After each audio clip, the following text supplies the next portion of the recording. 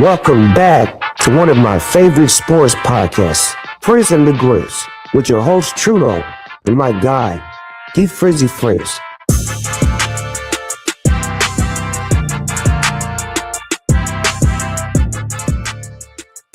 Hello and welcome back to Frizz and the Grizz. It's your boy Trudeau.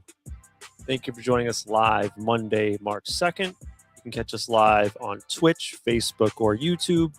Check out our boy D's Twitch handle at DFrizzy_Frizz5. And I see you're here already right now, people. If you want the whole show tomorrow, check it out on podcast, Apple, Spotify. Just search Frizz and the Grizz. Will pop up. You'll see the logo. Do us a favor, though.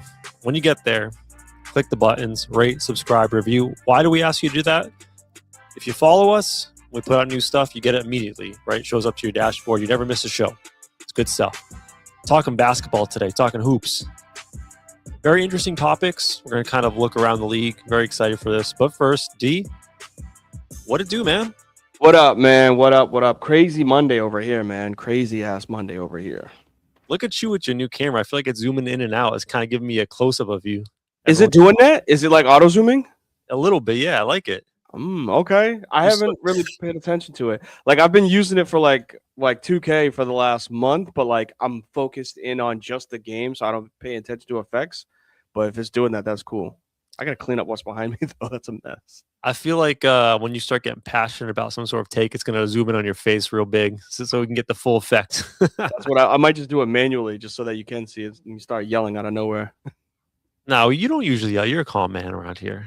Never yell. No sense in doing that. No need to show emotion by any means. Okay, buddy. Manly man over here. No emotion. How you doing? I'm good, man. I'm good. It was definitely a busy day, busy week. Actually, I had a question for you. Okay. So, you got a dog?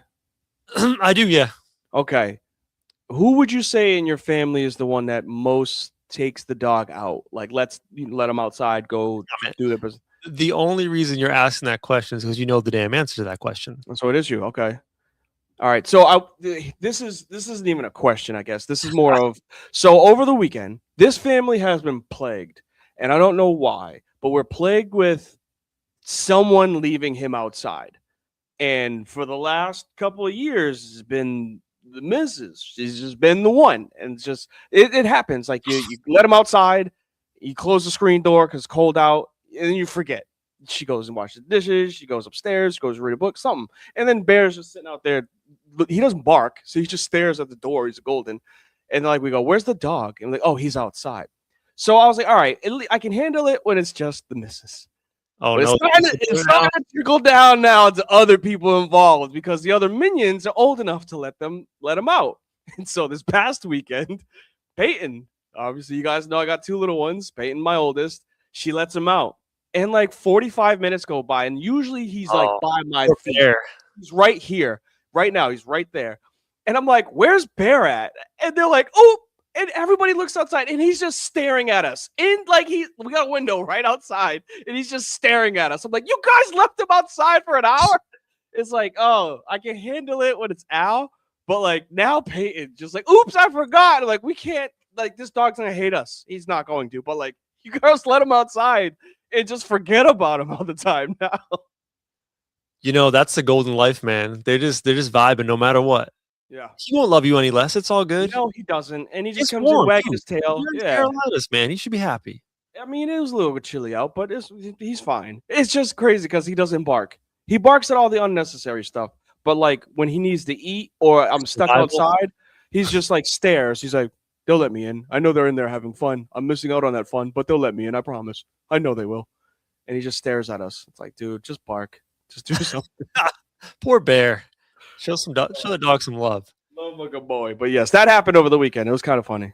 Yeah, I'm the soul walker around here. That's on me. That's my job. I get good exercise though. You know, it's good for you. Yeah, I like that. I need to get his fat ass outside and doing that too. I want to talk some ball. You want to talk some ball? Let's talk some hoops.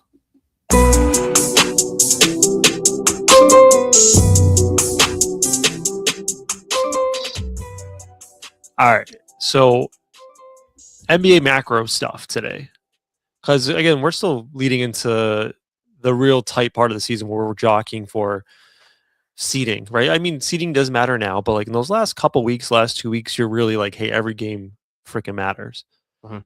Macro, the first thing I want to bring up, and I talked to you before the show, was like the idea of the villain team, right? And the villain team is the team that subconsciously NBA fandom just does not like, right? It's a team that people root to lose.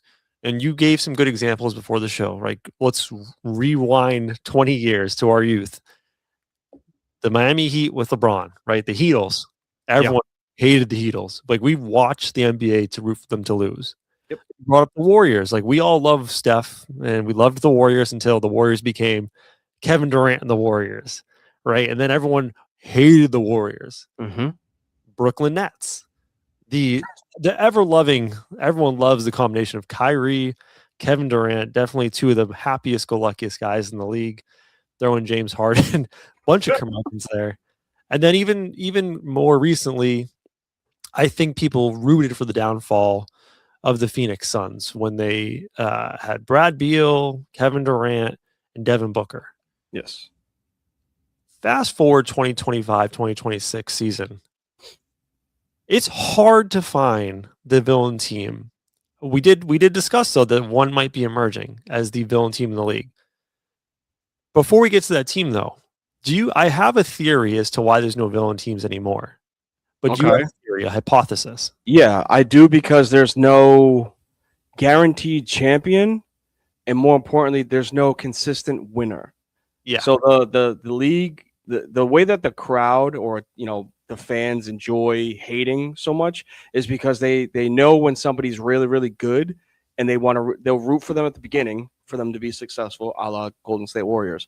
Then when they get sick of them winning, they'll make them become the villain, or like the bad guy. And they're like, oh, sick of this. I don't want them to do that anymore. But if you look at the NBA over the last, 10 seasons since that whole Miami Golden State era of going back and forth, it was Golden State won, then Toronto won, then the Lakers in the bubble, then the Bucks won, then the Warriors got a random one, but post Kevin Durant. And then you have the Nuggets, the Celtics, the Thunder. So there being no repeat champion or threat of it, there really hasn't been anybody that's been threatening back to back. The OKC now is this year, but there really isn't anybody that's been threatening as a back to back champ. So because there's more parity in the league, there's less for people to hate. They're just like, oh, we don't know who's going to win. We wait till the playoffs and then we'll see what happens then. But there's nobody to follow as a team for us to be like, oh, we hate them because they keep winning. Yeah, no, I think you nailed it perfectly. It's a parity in the league now, combined with the fact that the new young star that people just find a way to hate for some reason hasn't emerged. That was no matter where LeBron went, people were going to hate LeBron teams for a while. He's irrelevant at this point. There's not a young star that's ascended to the point where people just hate wherever they go. Do you have an example? You want to know why? Why? Because the best stars in the league are foreign. That is true. Really hard. The top five. Yeah. It's really hard. And we'll go over who we know is going to be up there. But if we list outside of that person and that team, top five are Jokic, a guy that just loves his horses. Giannis, a guy that just hoops when he's available. Luka, can't really hate the guy when he's drinking a beer in the Western Conference Finals. You know what I'm saying? And I can't even remember who the fifth was, but we know who four is. I wasn't going to name him, but yes, that's again foreigners. We'll get to SJ in a minute. When those are your top stars, the league tried to force us Devin Booker, it fell flat on its face. The league tried to force us Ant Edwards, he's kind of creeping back up there. Yeah, fell flat on his face. Wemby might get up there, foreigner. So Jason Tatum, people called him corny, but you couldn't really hate him because he's really skilled, and now he's gone because he's hurt. Yeah. So those top echelon, Joel Embiid, foreigner, all those top echelon skilled players, they're not from here, so it's hard to hate them, unfortunately. Well, that's the thing, too, is I was going to bring up, if the process was successful. Oh, he would have been the perfect villain. We would have all hated the Philadelphia 76ers. Yes. But because of the injuries to Joel Embiid, the hatred for Philly has completely died off. They're an afterthought in this conversation. Yes. And I think you nailed it. The parity in the league has created a situation where we don't have a singular team we all root against. And I think largely it's due to the rule changes in the past, 5 years of putting that second apron on, right? Making it harder to do these trades to non-organically create super teams. The age of the super team is dead. Granted, we have one brewing in Oklahoma City, but it's a natural construction, so it's less to hate on. And plus, we've learned from trial and error. The past two times a super team has been created, Nets and the Suns, complete and utter failure. Right, so we're moving away from the era. Mm-hmm. So I'm with you on that, and it's a weird thing. I think we'll talk later in this show about like what it has been replaced by. Because again, the casual fan historically has gravitated to the NBA because we know this team that we hate and we all hate together collectively. But there's a new driving force, and I think we'll talk about that later. But we mentioned SGA. Yes. And we both agree. We think there is a villain team brewing in the shadows. The Oklahoma City Thunder has gone from being a lovable underdog 2 years ago who challenged, I think it was a 1-8 matchup. They challenged the Nuggets and gave them a good run for their money. And now we're seeing this team blossom into being I don't want them to win a title team. Yep. And I think it's a couple of things with the Thunder and why they're becoming a villain team. Number one, right? I think that when we talk about the star player, it's easy to hate on a star player. I think SGA is becoming a hateable star player in a weird way because we've given him the media, not me and you, but like the Stephen A. Smith of the world has coined SGA a what? A foul merchant. I didn't know he called him that. I know the league. I know the media has, or sorry, the fans have. But I didn't know he called him that. So, ingredient number one with the Thunder, you have a superstar who plays a style of basketball that you can naturally find disdain in, right? Foul baiting, Yes, right? Which it's in the rules of the game, but still, like it's a style of basketball we frown upon. we saw it with James Harden. Perfect example. Thank you.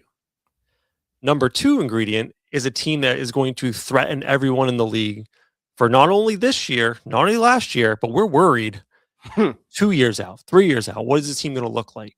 Yep. Right. And then number three,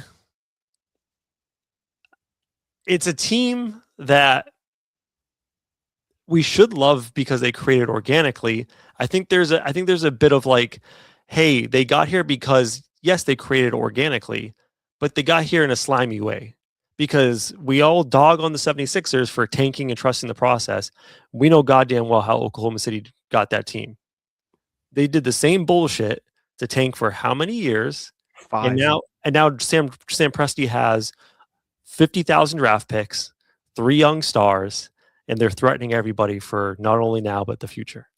They did it for so long that you forgot that they were just like a good team at one point. Like there was a span post the Westbrook era where you're like, what the hell is like? They were just in the Western Conference Finals. They had Westbrook and Paul George. They had Westbrook and Chris Paul. They were just in the second round of the West. Like they were deep no matter what because they had Russie, they had KD, or they had James Harden all together at that team. So post the Westbrook era, they shat the bed so bad that you forgot how good they actually were. But they were just stockpiling these draft picks and hitting after hitting after hitting. And then all of a sudden they go, you know what? Let's get rid of Paul George, get more draft picks, and let's bring in, Shai Gilgeous-Alexander. And at the time, they weren't thinking out in LA that he was going to be this good, but he's a Kentucky product. They happen to be really good out of Kentucky, all of the guards that they've produced in the last 8 years. And he took advantage of his opportunity by just increasing the way that he scores. And his style of play also, you mentioned like it goes against like what people like. People don't like mid-range shots. People don't like you creating underneath in the post. They don't like you fading away on mid-ranges. They want to see you shooting a 3 or a dunk.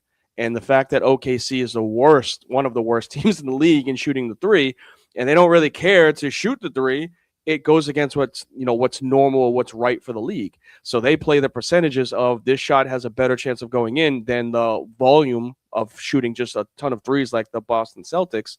And they just beat you underneath the 3-point line, which is not a game that is like familiar. It's not a game that's taught nowadays in AAU or anything like that. Everything is just space and pace and try to shoot threes. And they're like, no, we're going to hit these mid-ranges and finish in the paint. And can I also interest you in the idea of this is a team that this weekend almost took out everyone's favorite athlete, one of everyone's favorite athletes in the league, yeah, Nikola Jokic. Did you see his reaction afterwards? So Jokic looked like he was about to strangle somebody.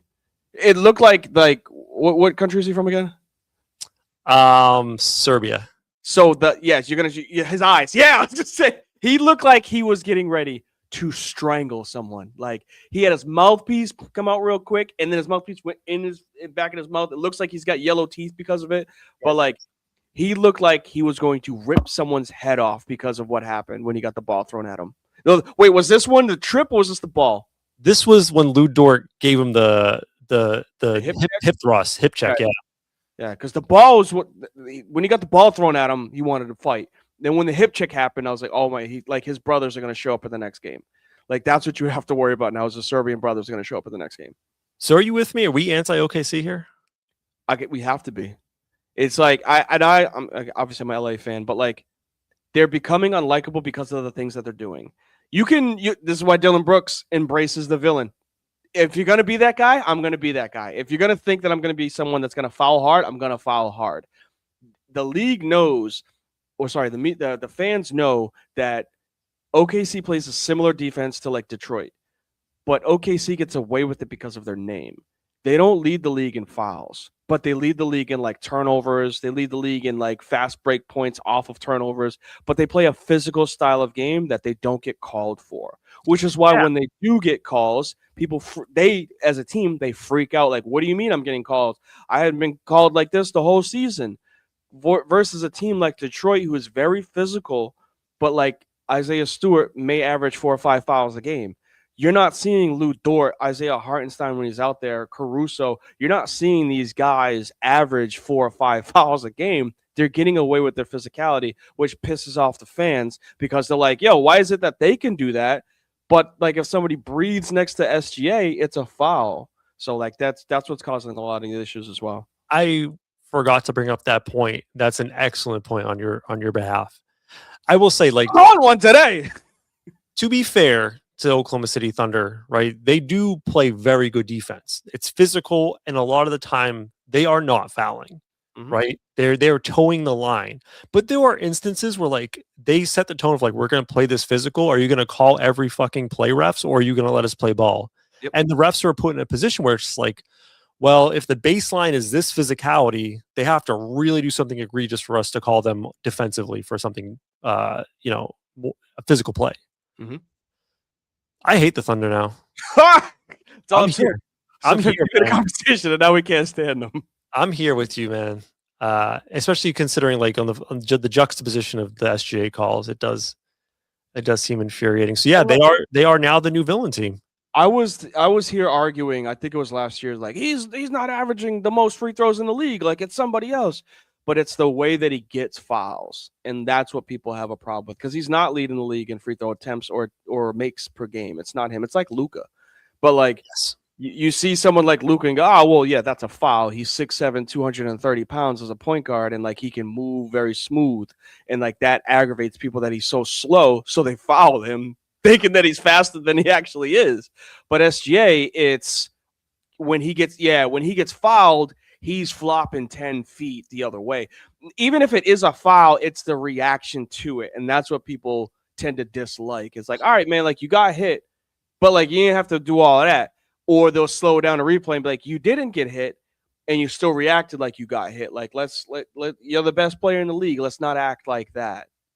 To be fair, I'm not a huge Luka fan either. I know that's your guy. Yeah, Luka drives me crazy with the crying every possession down the court. Every play. And you just have to accept that that's what he is. Like I accepted the same thing with LeBron when he first became a Laker. It's like, all right, if he goes to the lane and he goes to try to dunk on somebody, doesn't get a foul call, he's going to yell at the ref while the other team is getting back on offense. Luka does the exact same thing. So it's like now we have two dudes that do this. And there's a reason why we have one of the worst defenses in the league. But I digress. So tying this all back, right? We talked about, yes, there's not a ton of villain teams. OKC is becoming the villain team. And a lot of the reason behind this is the parity in the league, right? Again, OKC is probably going to break this model of parity because of how they're set up for the future. Yep. However, I do think there's something else sustaining the league right now as far as engaging viewers and engaging the NBA fan. We're not collectively all at this moment, some of us are, rooting against OKC.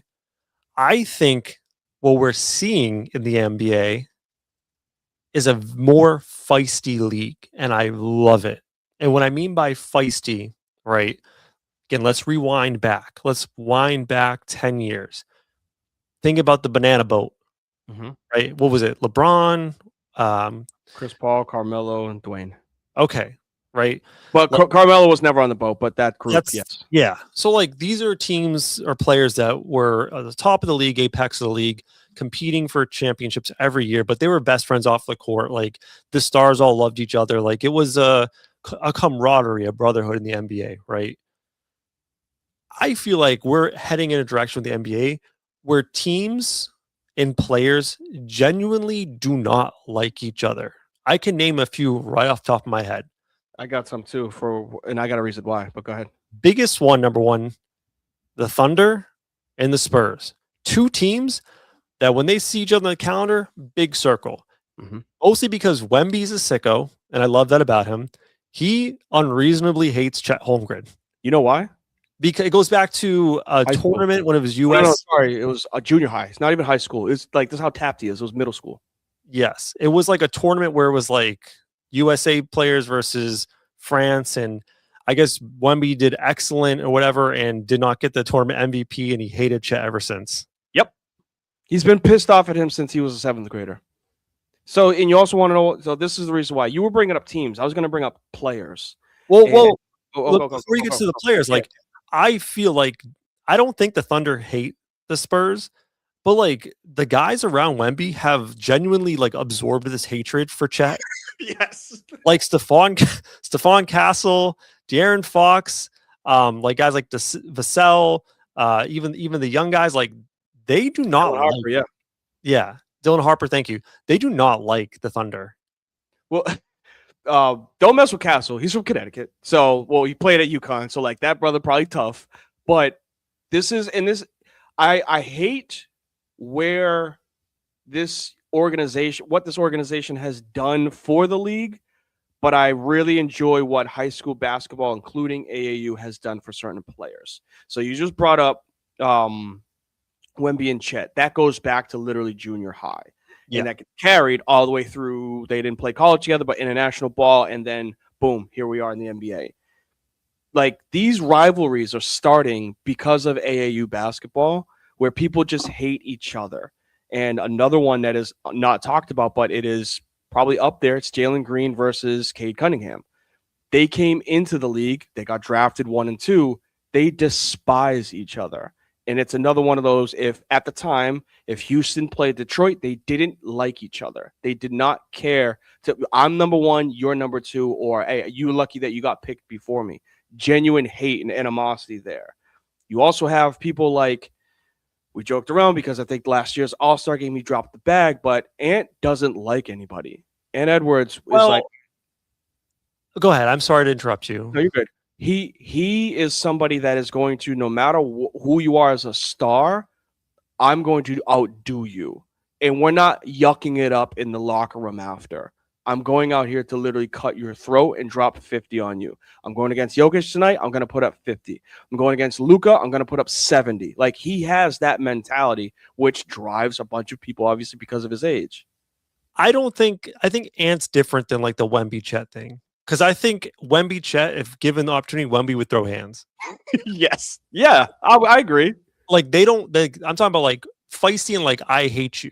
I think I don't think Ant has the hate in his heart.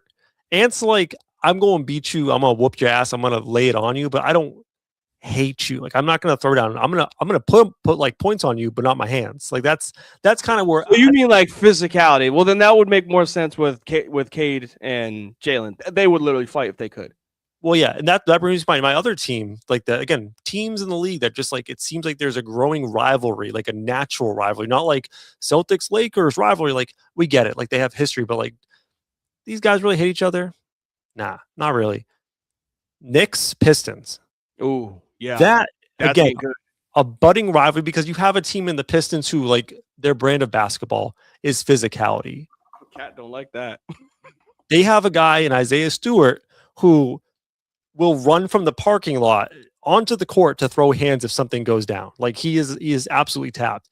And this is a team in the Pistons who feel robbed because last year in the playoffs, while the Knicks did beat the Pistons, if you remember back to the playoffs last year, Knicks Pistons series, there was a foul call that was never called on Josh Hart, which lost the Pistons a game. And there was another game where they were up, I think, like 18 points in the fourth quarter and they blew the lead. the Pistons could have made it to the NBA, the Eastern Conference Finals last year.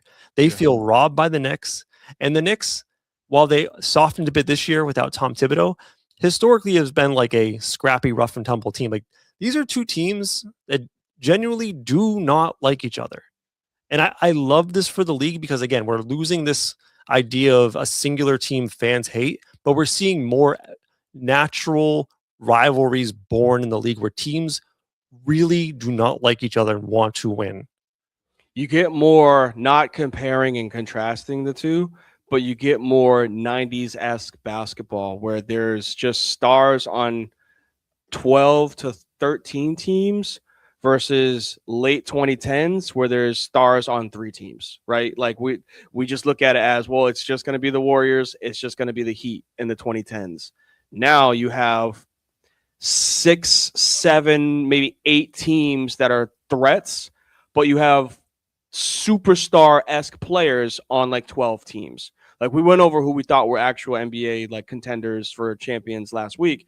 We ripped off, I think, 4 total. And then there were like, if you add 3 more teams that are like maybes, but there's still other 4 with those that have superstar-esque, not superstars, but superstar-esque players, talent on that team, which is like, that means the league is deep and they're not all combining their skills to just be on 1 or 2 teams.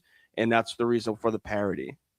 Yeah, I think the last one that comes to mind, maybe there's another one I'm missing as far as like teams that generally do not like each other. Thunder Nuggets. I get the sense that the Nuggets. I thought you already talked about them, but yeah.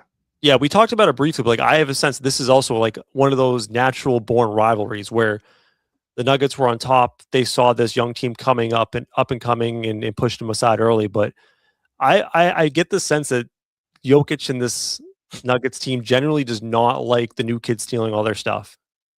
Yeah, and because they are a champion that you don't. It doesn't matter what the wow, I might lose my train of thought. What the Nuggets finish in their seeding wise, they could finish 2 through 8, and you don't want to play them. It doesn't matter their seeding. They're a team they're a flip a switch team. They get to the playoffs. All they have to do is just get there, and you don't want to have to deal with that. Jokic and Jamal, and I know that Cam, not Thomas, but they have a Cameron. Cam Johnson, he's decent on days. Like Aaron Gordon, obviously, is his thing. Like that team is, you don't want to deal with them in the playoffs, which pisses people off. So OKC has some threats on their side. I'm not going to say that they're knocked off as like not the favorite for the champion if they're healthy, but that Western Conference is really quickly just getting sick of that team, and they're showing it. By the way, just a quick aside on the Nuggets. Yeah, I remember when the trade happened at the time, the Cam Johnson, Michael Porter trade. And I think we both were pro Nuggets side with that trade. Mm-hmm. Am I misremembering that? We liked the Cam Johnson acquisition. I like Cam over, yes. I feel like we were wrong on that one. Really? Cam Johnson's been pretty doo-doo for the Nuggets, and we see what Michael Porter has done. Michael Porter is not doing that though with the Nuggets. I know, but I feel like the Nuggets are missing a lot of that knockdown, dead-eye shooting. The length, versatility, and defensive ability. Cam Johnson's been an absolute afterthought, and he's missed a ton of games. Mr. Reliable. We knocked Michael Porter for missing a ton of games because the back issues flaring up. But I think Cam Johnson has missed probably more games than he's played this year. Injury wise, you're right, but playing wise, you're still going to get more out of overall contribution to a game from Cam Johnson than you do from Michael Porter Jr. Michael Porter Jr. is only scoring. He's not rebounding. He's not passing the ball. No, he doesn't. We had this conversation before. He does not. If you get 3 rebounds a game, doesn't make you a rebounder. Cam Johnson's going to be on that glass. He's going to be down there trying to help get the boards. Stats. I feel like he was probably a 6 rebound a game guy last year. There's no chance. I mean, if I'm wrong, I'm wrong. But there's no chance that Michael Porter Jr. was a 6 rebound player. I can look it up real quick. I know this is really good for the. Outside of that, what else you got on the docket? 7 rebounds a game last year. That's trash. Okay. Yeah. So, yeah. No, I want to call it the Stars returning. So, okay. Yeah, we did talk about this. As we're recording right now, Giannis has made his return, which we didn't know if he'd ever play for the Bucks again. Like a month ago. Giannis has made his return for the Bucks against the Celtics. And speaking of the Celtics, right, there's a much awaited return of Jason Tatum. It looks like it's coming this week potentially. My guess is against the Mavericks. It looks like at this point. I don't know if any of that interests you. I don't think it doesn't do anything for the Bucks. All they're doing is just prepping to show that he's going to be okay when it comes to the offseason for them to trade him. If I'm the Celtics, I mean, they're winning right now against the Bucks. We saw them play some really good basketball over the last couple of weeks. Do you need Tatum back right now? You want to gear him up as you make this playoff rush, but like the Celtics are good. They've beat some really good teams along the way. I know they lost to Denver. There was, they 1, 2, 3, 4. Yeah, there was a fourth game of a road trip. So like, that's going to catch up to you. But like along the last 10 that they've played, like they blitzed the 76ers. They put up the team history and scoring percentages against the Nets a couple days ago. Like they beat the Lakers, they beat the Suns, they beat the Warriors. They did lose to the Knicks again, a tail end of a back-to-back. But like they're beating teams handily. And like there are players that are stepping up like a Peyton Pritchard or a Sam Hauser in a random game that like you don't need Tatum back right now. Although you said this last week and I kind of agree with it. If you have a 5% chance of winning an NBA championship, push your chips into the middle of the table and you go for it. Because why not? And the Celtics do. They are a favorite to win the title because A, the East is weak, and B, they're showing that they're still good even without Tatum, which I tried to tell y'all this 3 or 4 years ago on this show that Jaylen Brown was that guy, and nobody wanted to believe it because they said he couldn't dribble, you being one of them. But he's proved that he could be up there when it comes to contender for like most valuable player. Now, calling an MVP, I'm just saying he's carrying this team to be this good when this expectation was not supposed to be this high.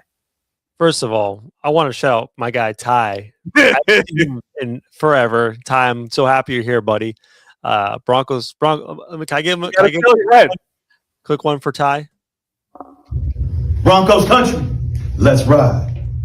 Haven't seen that man in a while. Good to see you, buddy. I think the Jason Tatum side of the ledger is much more interesting.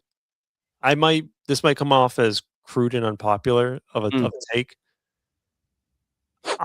I think it's a terrible decision, and I cynically wonder, knowing the history of Jason Tatum. I don't know Jason Tatum as a person. I've never met him. I don't know anything about him.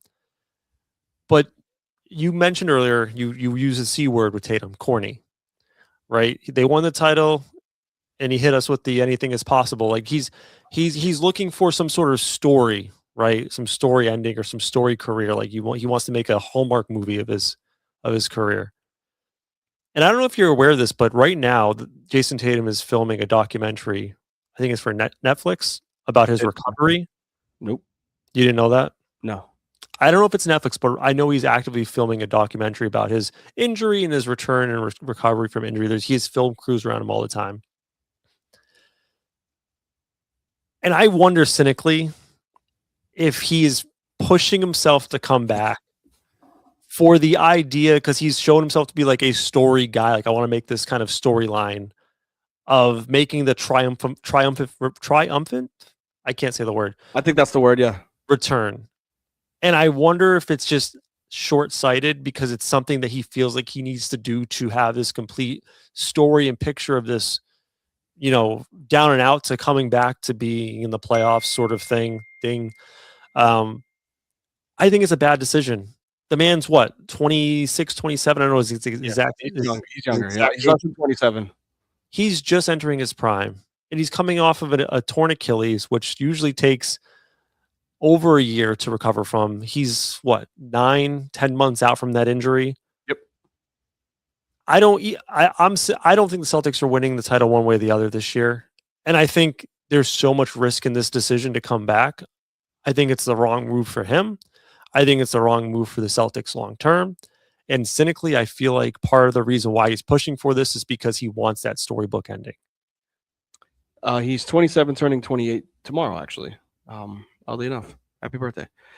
I don't like it. I don't like the return. I really don't, because A, I don't believe it's needed, but B, the Achilles injury, it's like it's replaced the ACL tear.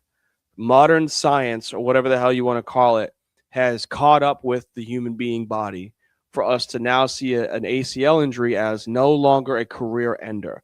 Like, it happens. It's almost like Tommy John. Like, people get it done and they go, all right, we'll be back next year. And like, they're playing football full contact. I think Adrian Peterson changed the game because of it when he tore his, and then the next season, 7 months later, he won the NFL MVP. The last running back to do that was him, fresh off of a torn ACL. Since then, people have come back and we're like, oh, it's not a career ender. The Achilles injury has taken down superstar after superstar after superstar.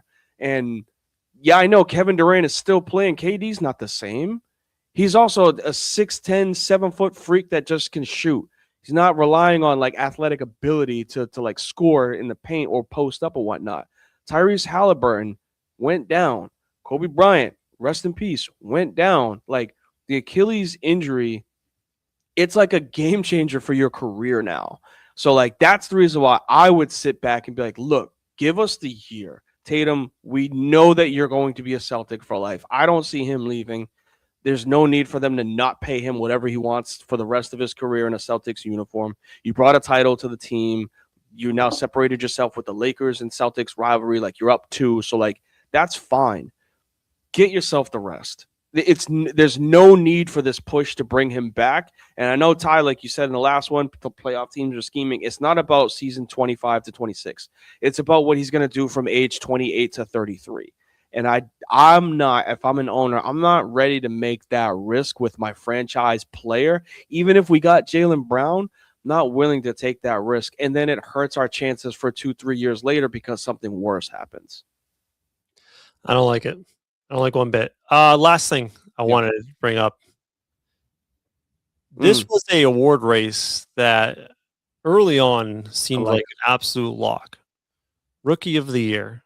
Cooper Flag, I think at one point was like minus 800 to win the award when he started to really pick it up around December into January. And then Con Knippel was always kind of the second guy in the front running for this.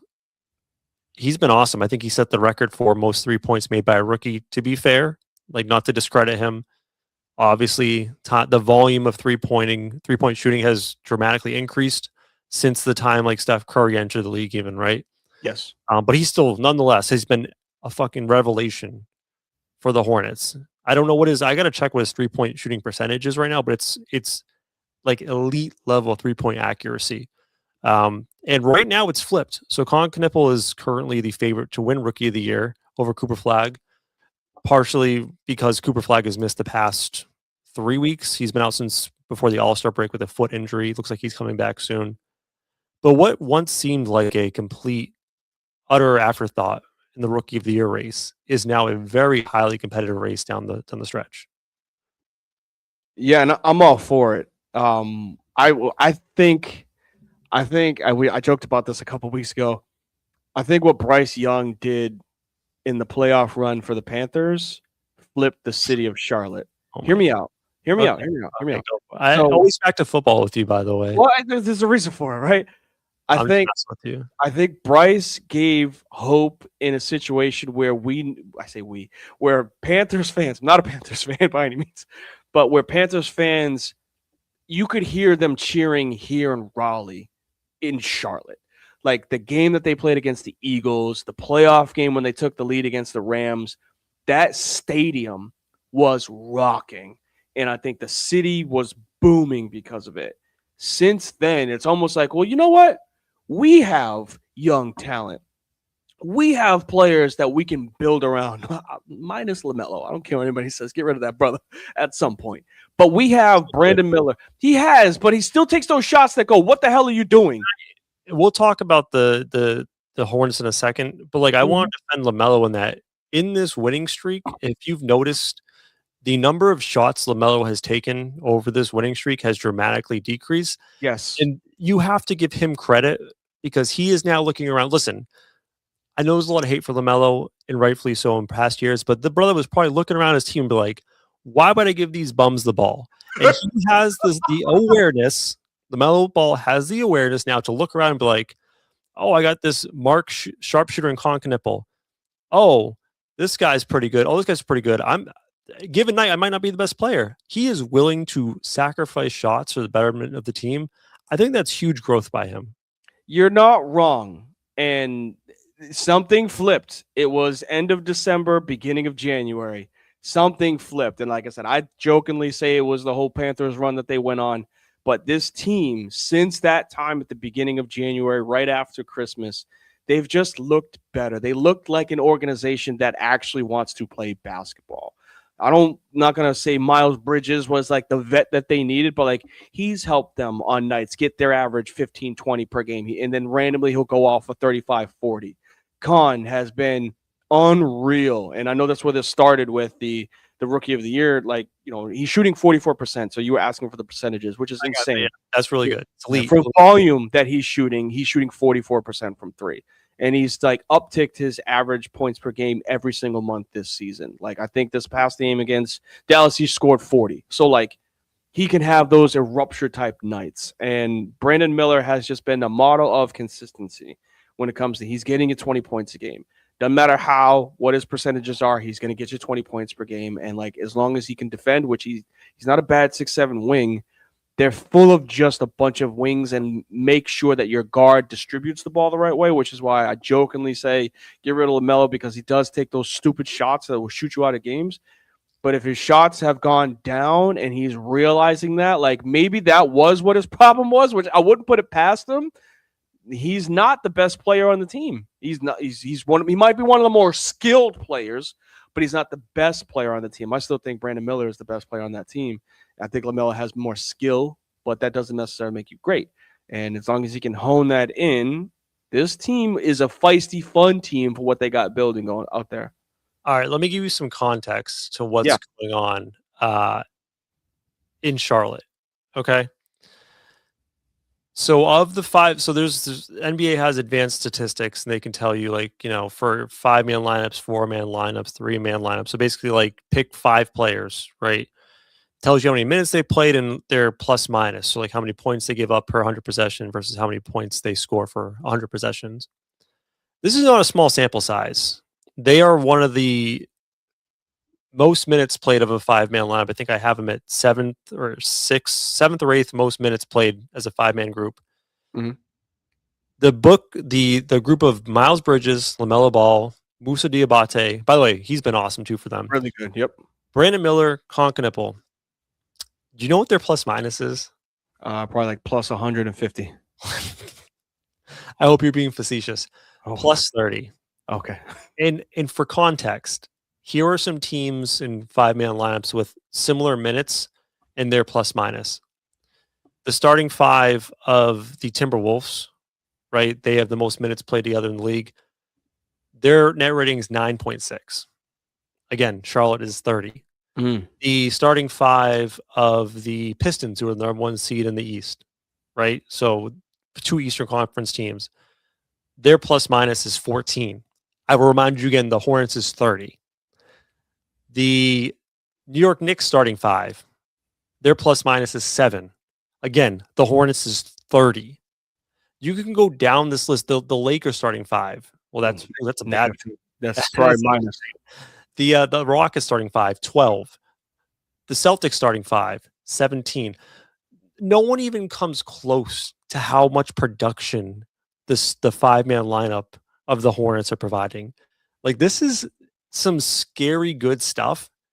And like the reason why they've probably struggled so much is like this 5-man lineup, while it's great together, you've had injuries.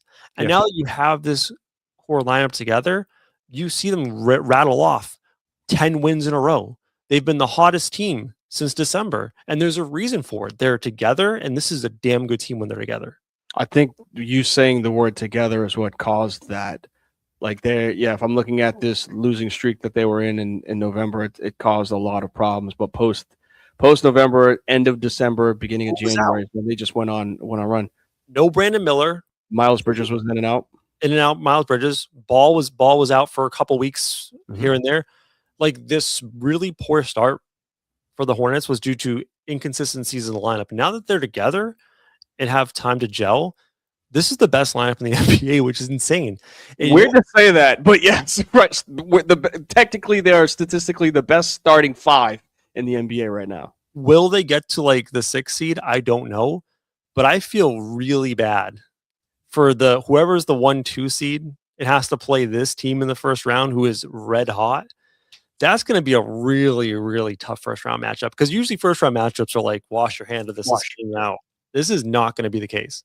It's also one of those, like, when I'm not comparing them to OKC, but this is one of those, if that should happen where they make the playoffs, they're too young and they're too dumb to understand what's going on, which means they just go out there and there's no pressure to win. That's the worst team to play against in the playoffs, where they have nothing to lose and they're just playing with house money. So because like you can't be the Pistons and draw the Hornets and have that series go 7. You just can't. So like the stress is on the Pistons to get it over with in 4 or 5, because the Hornets are traditionally and historically a bad organization.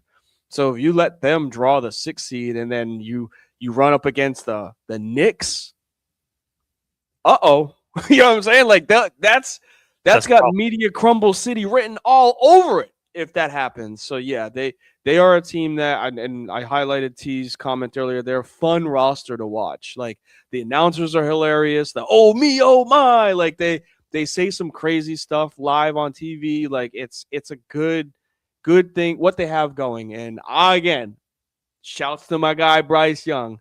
It started right after Christmas. It started when the Panthers started going on their run. So something brewing out there in Charlotte, and I kind of like it. This Hornets team, now I don't want to use the comparison as their end state, but it reminds me a lot of the Timberwolves when the Nuggets won the championship. If you remember back to that year when the Nuggets won the championship, they ended up by playing the Heat in the finals. They won the championship.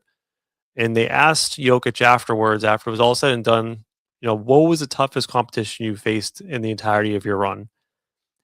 And he's like, when they were the 1 seed that year, he goes, when we played the Timberwolves in the first round, the 8th seed. And then Timberwolves gave them a hell of a time. It was a really tough 1-8 matchup. And then you see a year or 2 later, the Timberwolves are in the Western Conference Finals. Like that could be what we're dealing with the Charlotte Hornets this year. Like, do I think they're going to go on this amazing playoff run? I don't think so, but like they're going to be one hell of a feisty team in the first round. And I feel like this is going to be the foundational block of like, 26-27 Hornets. Like you don't want none of that. The reason why they can get away with that is because the East is weak. The East needs a threat. You say that, but you know what? I saw some numbers. Can I just say really quick? I saw some numbers that it's now evened out, like Eastern Conference versus Western Conference when they play cross conference. It's about 500. So like I don't care about those matchups. Regular season matchups don't bother me. I'm just saying. What I mean by is weak is there are more star talented players on the Western Conference teams than there are in the Eastern. That's fair. That's fair. That's what I mean by that. Whereas Detroit, yes, Cade's up and rising, but is he still there yet? He's nasty. He's dominant, but is he there yet? Is he Jokic, Luka status? No, not yet, but he's getting there. He's knocking on the door. Yes. Tatum is there for the Celtics, but he's not there right now. Jaylen Brown is there. Okay. Then you got the Knicks. Jalen Brunson is too short to be there. Unfortunately, Cat never wants that title. You don't know what the hell you're going to get from Donovan Mitchell in the playoffs because he's also too short. Unfortunately, Steph Curry is really one of the only under 6'3" accomplished players in the NBA history. Like I'm even throwing in AI in that conversation because the NBA is just not meant for you to be small and be dominant. So like it's hard for Brunson to do it. It's hard for Donovan Mitchell to do it. It's hard for smaller guard, even Tyrese Maxey. It's going to be hard for him to do that in Philly. But you got players and teams like out west. You got Jokic, who's the best player. SJ is a 6'6" point guard. You got Wemby, who's the best player. You got Kevin Durant, who's the best player. You got Ant Edwards, who's a 6'5" shooting / point guard. Like they just have better superstar-esque talent versus the East. To me, in my way of comparing why the East is a little bit weaker than the West. I see what you're saying. Yeah, I got you on that point. I'm excited to see where this Hornets team's going. Yeah, it's gonna be fun, man. It's gonna be fun. It's funny because like I picked this year to do more basketball gambling, so I've watched more Hornets games this year. I have all season because people will question like, "Oh, you don't know nothing about LaMelo." I'm like, "Dog, I already highlighted that one." But they talk about LaMelo. I'm like, Dog, I've watched more because of DraftKings, more Hornets basketball than I have in my entire life. So, like, yes, I know what's going on. Since you watch the local broadcast of the game, like their broadcast? It's whatever, I can't tell you my sources, but like it's whatever they show on my source. And they do usually have more Hornets network than another teams. We'll book it for next week or week after, but I think it'd be a fun top 5 to both give our favorite commentating viewing experience for the various NBA teams. Like you mentioned, the Hornets broadcast is fun to watch. You like the commentators. Like I'm with that one on the Knicks. Don't like the Knicks as a team, but like I love watching the Knicks games and watching their broadcasts. Isn't that Clyde? Clyde is Frazier. Yeah, Clyde Frazier. This is how I know I watch. This is how you know I watch these, man. Like I know the announcers for certain teams. Clyde Frazier is excellent in the booth. Like he's a good experience. Like I love hearing the organs in the background. Yeah. At MSG. Like it's a fun watching experience. There's a couple teams that I'm like, I'm glad I get to watch this game tonight. My notepad's over there, but you know what I also had brewing? What for a top 5? I don't have the 5 yet, but I was like, this might be a good one. Top 5 memorable moments in the March Madness tournament the last 15 years. Was Kemba in the tournament? Was it the ACC? I don't know if that was that was the ACC tournament, but I don't know if that was within the last 15. It might have been. I would nominate the Butler. The Butler run with the shot. There's a lot, man. One of them and I don't know the order for it, but this is where it started, was Florida Gulf Coast run, Dunk City. That was fun. Seeing all the highlights of them making that run like 7 years ago. It's like that's basketball. That's college basketball right there. We're gonna jump to closing takes in 1 second, I promise. But we need to talk after the show, you and me offline. We gotta bring the tournament back. Yes. So we'll figure that out. Yep. All right, let's get into closing takes. Do you want to go first today, or do you want me to go first? I would. You always push it to me first. All right, let's have closing takes. The show is coming to an end. But first, it's time to get to anything we've missed. It's closing time. 1 segment, 2 takes. Now go. All right, closing takes. Me and D get off one last take before we get out of here. It can be about anything we want around the sports realm, pop culture, whatever. It's just our time to shine. I'm going to kick us off because D always does this to me. I was going to collect some more data points in this, but here's my closing take. Brad Stevens is a witch doctor. And I don't think this is a message to GMs around the league. Don't trade with Brad Stevens. Don't do it, because I'm looking into this history. This started with the I was thinking about Marcus Smart today, weirdly enough, D, in the Lakers. Every time the Celtics under Brad Stevens has taken a valuable contributor, so I mean someone who's like been a pivotal piece in a playoff run or a award winner like Marcus Smart, Defensive Player of the Year, when that player gets traded and we're like, oh my God, I can't believe they traded that player falls off a goddamn cliff immediately. I just only have 4 data points. I was trying to gather more, which I was hoping you'd go first. Rob Williams gets sent to Portland. I don't think the man's played more than 10 games since he got traded from the Celtics. And he was like Defensive Player of the Year candidate, absolute superstar for them in their finals run against the Warriors. Marcus Smart, the Defensive Player of the Year winner, gets traded to Memphis. We're like, you're losing your heart and soul. What are you doing, Boston? Train wreck ever since he got to Memphis. He just physically gave up. Going way back, the little guy, Isaiah Thomas, heart and soul of the Celtics, they said, get out of here. We want Kyrie.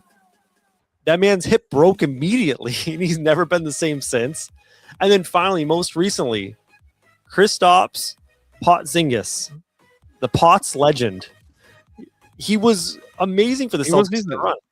And I think he's played 13, 14 games all year this year with the Potts issue and other various things. I'm just saying, Brad Stevens is a witch doctor. If he offers you a trade, say no, thank you. We're good. So Bill Belichick has been coined with saying one of the most famous phrases: "It's better to get rid of them a year too early than a year too late." And it's very true. Like, trade them while their stock is at the highest. Get rid of them while their stock is at the highest, because you just don't want to have them on your team when they start to fall off. And he's been really, really good with that. The only player that I could think of recently that had the opposite effect is Drew Holiday. Was awful for the Celtics last year in the playoffs. Like he looked old. He's been pretty good for the Portland Trail Blazers this year. He's been much better with the Blazers than he was with the Celtics prior. I was hoping to find a couple more players because I'm sure there's more in the archive. Like Kelly Olynyk, absolute dumpster fire when he left. Who was the guy that was with Isaiah Thomas, the other guard? With Isaiah Thomas? Yeah. He was like a D guard. I gotta grab his name, but yeah, he was another one. Yeah, that's my closing take. Just don't trade with Brad Stevens because he's up to something over there. I mean, that's not a bad one. I really didn't have much, which is the reason why I said let you go first, because I don't really have much as a follow-up. There was like a dud week for me in sports-wise. A lot of social media that I didn't follow. I guess one I would say is a big shout-out just because we don't really talk about the sport that much. They retired CC Sabathia's number in New York. Hell of a pitcher. Obviously, I know that he was right? He made the Hall of Fame? Yep. Yeah. A hell of a lefty, too. You know, dude was throwing gas 100-plus miles an hour, African-American, obviously, which makes it easier for me to be like, yo, man, like, in that sport, it's not predominantly dominated by African-American pitchers, and he was one of them, right? Like, people would create baseball players and video games, like, oh, I want him to be framed after CC, 6'4", 250 pounds, and a lefty that could throw 100 miles an hour. So, like, good for him. You know, it's not easy to come across, you know, getting your number retired in the pinstripes, but 52 goes up into the rafters or like the Wall of Fame for them because they don't really have rafters in baseball. So really cool to see that over the last week that they retired 52 for him. That's a good story. He was awesome, man. Yeah. Not only was he awesome, but he was just, he had that hitch too. Like he looked like he was like pausing in the middle of his throw, and then he 105-mile-an-hour fastball. I view him as an innings eater too. Like he would pitch deep into games and throw gas. Mm-hmm. I'm sorry. I love this. I was trying to forget the Avery Bradley was the name. Yeah. Oh, I forgot about Avery Bradley. And no one throwing the tank. Hey, big shouts to Avery Bradley though. Go ahead. I'll tell you why. Jay Crowder also, like he had a valuable run for the Celtics and then just like dead afterwards. But go ahead. What about Avery Bradley? I am forever indebted to Avery Bradley because, and I know the world shut the hell down, but because Avery Bradley was afraid to go to the bubble, the Lakers opened up another roster slot, which allowed them to bring in Rajon Rondo. And the rest is history. Rajon Rondo went into the Lakers locker room on the bubble, became playoff Rondo, averaging double-doubles like it was nothing, throwing lobs to everybody, and the Lakers went on to win their championship. Rondo got a ring with the Lakers. That's wild. If it were not for Avery Bradley to be like, I'm not going in the bubble. Like, I'm good. I'm going to stay home, which I'm not mad at the human being for doing that during COVID. The world shut down. Well, if you were family, you're like, peace out to your family for months. For 2 months, 3 months, essentially. And he's like, I can't do this. And I'm like, you know what? Smart decision. Take care of your family. But thank you for doing that. But because you did that, Rondo swooped in and became one of the Laker greats as the point guard and brought us a championship. So thank you, Avery Bradley. I will always appreciate you stepping down during COVID. I forgot about that. That got pissed some people off because, like, he was there, like, nah. And they're like, you gonna let them get Rondo? And yeah, then Rondo goes off night in and night out in the bubble. The bubble was so weird. Remember Bubble Warren? So, look, hear me out. That 2 months of basketball was easily the best branded basketball in the history of the sport. Yes. Like, we got to see people average 60. Like, in no crowd, no media, just is hoops. Like, just load up in a quiet-ass gym. Yeah, some people's family was there. But, like, let's load up in a quiet-ass gym with no crowd, no momentum. Literally, it's just who can hoop better than the other person. And we saw that. Like, Dame was hitting half-court shots. Jamal scored 50. Like, Anthony Davis is hitting game winners. Like, it was just that time for basketball, it won't be matched again. Like, I don't see that ever happening. That is the least hottest take ever because, and I don't mean that in a pejorative way, like that is spot on. That 2 months of basketball was the purest, best basketball I've ever seen. Mm-hmm. No home court advantage. Nope. The biggest thing is no travel. Oh, yeah. So, like, dudes are getting full 2-day rest, no back-to-backs. It's like everyone is fresh. You're not going out like and doing things on your off time. You are just recovering. Like, it was the best basketball you could ever ask for. It was good times. Yeah. Plus, there was nothing else going on for the world. There was no distractions. Outside of what's his name? Was it Jamal Crawford? outside of Jamal Crawford going to get chicken wings, was that did he go Magic up to City. Magic City? Yeah, outside of him doing that. Magic City. You see what the Hawks did as a promotion a couple nights ago? They had Magic City night at Atlanta Hawks, which, for those who don't know, Magic City is like a famous strip club in Atlanta. Oh my goodness, chicken wing Jamal. I'm sorry that he got caught for that. But the bubble was a fun. He got kicked out of the bubble, right? Yeah, is that what it was? He couldn't come back. Yeah. Oh man, and then Bert started everything off by like touching and rubbing all the mics and like. And then they're like everyone has to leave the arena, and it was just like, oh shit, the NBA the world is just shut down. Thanks, Rudy. Yeah, such a strange time, man. Imagine if we were podcasting then. Imagine, like, but hey, we're here now. We're here now. I say one thing I won't miss are those stupid fucking screens with all the people's faces on it. Oh, the view, like the crowd from like their homes. That was so the WWE did that, and it was so weird. Like people like eating in the middle, like they're just chilling, not watching, just like nachos on their chest. Like it was so dumb. We're just off the rails, and if anyone's here, thank you for being here, Ty. I love you, man. If anyone's still here, you're just in for us going off the rails. You know what I do now? Actually, speaking of like people eating nachos like on the screen at the game, you try to get on screen, huh? I don't know if you ever watch like the games on League Pass and like what version you get when you have your methods, quote unquote. But I don't get the commercials, so I get like what's going on in the arena. Mm-hmm. And occasionally games would be like scan the QR code to be on the big screen. You know this motherfucker is always scanning the QR code. I'm in my house just like, put me on the screen. I have my dog on it. I'm like, someone put me on the damn screen. Too funny. Oh, speaking of dog, remember when Belichick's dog was making the draft picks during COVID? Yeah, that was the sign. That was the early sign that things were not going to. He was out of there. They were like, "Wait a minute, the dog is on the clock. Where's Bill at?" We would have some fun with all that stuff. What an ending! What an ending! What an ending! But D, end us the right way. Hey, y'all! Thank you for being here. T, appreciate you jumping back in here, man. It's always a pleasure, especially when it's football season. So stick around for the Celtics run, and then come back during football. What do you say? Visual Crush should be unemployed. Yeah, facts. That was not a fad that stuck by any means. But as we say when we're getting up out of here, we could appreciate you guys anymore. Catch us live anytime you get a chance through YouTube, Facebook, and Twitch. Live streaming, obviously, and you can find us on our social media pages, whether it is TikTok or the website, frizzandthegrizz.com. Next day, Apple, Spotify, all the podcast places that you can find us is usually uploaded or downloaded around 9 a.m., 10 a.m., whenever Trudeau gets out of bed. He says it's later than that. Sorry. Don't follow up on that one. More importantly, it is almost, at least for us, I know y'all got snow up there, but it was 70 degrees this weekend. So it's that working out outside time now. So appreciate y'all. Please make sure to be a friend. Say something nice. You never know what it could do to them. Make sure to take care of y'all mentals. Please make sure to take care of y'all physicals. Take care of y'all chicken. Take care of y'all children. And we'll catch y'all on the rebound. Peace.